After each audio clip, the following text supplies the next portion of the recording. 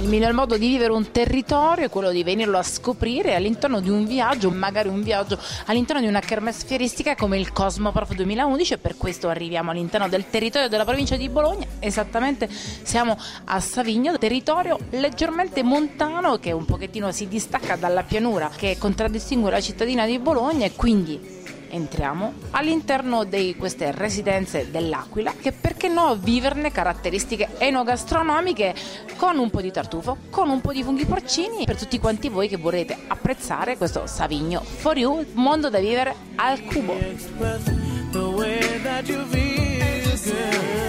Responsabile di questo posto meraviglioso, Osteria Ristorante Il Tagliere, con residenze dell'Aquila. Benissimo. In occasione proprio di una fiera come quella della Cosmoprof si possono scoprire dei percorsi enogastronomici molto interessanti. Questo posto è nato un anno fa dall'esperienza dell'Aquila Nera, un ristorante pizzeria qui della zona, e un osteria ristorante che ha anche la possibilità di pernottare sia per dei weekend o anche dei periodi più lunghi.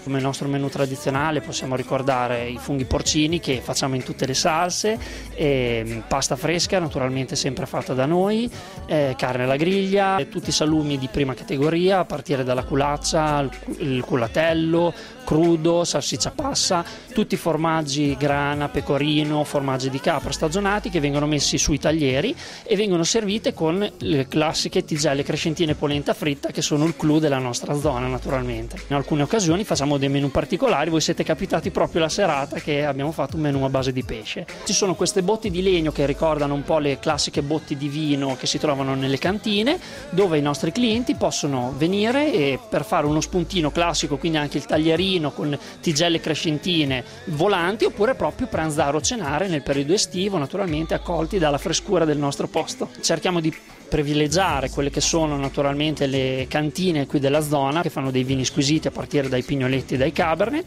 e abbiamo una cantina molto fornita anche di tutte quelle che sono le altre regioni.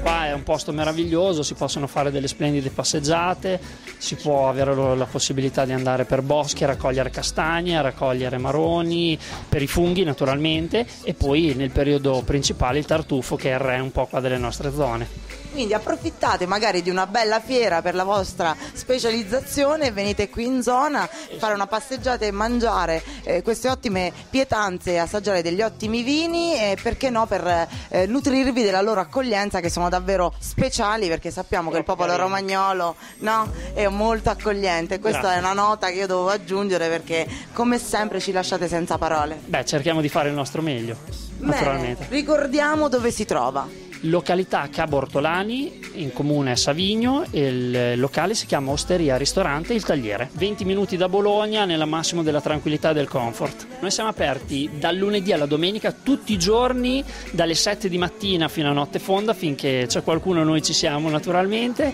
Il giorno di chiusura è il martedì. Il sito è www.iltagliereaquilanera.it. Comunque la cosa migliore per ricordarci è venirci a trovare. Bravissimo, cliccate e venite a trovarli assolutamente, perché non ve ne pentirete, ve l'assicuro io, il nome dell'Italia qua. Esatto, sempre, uniti nell'Italia.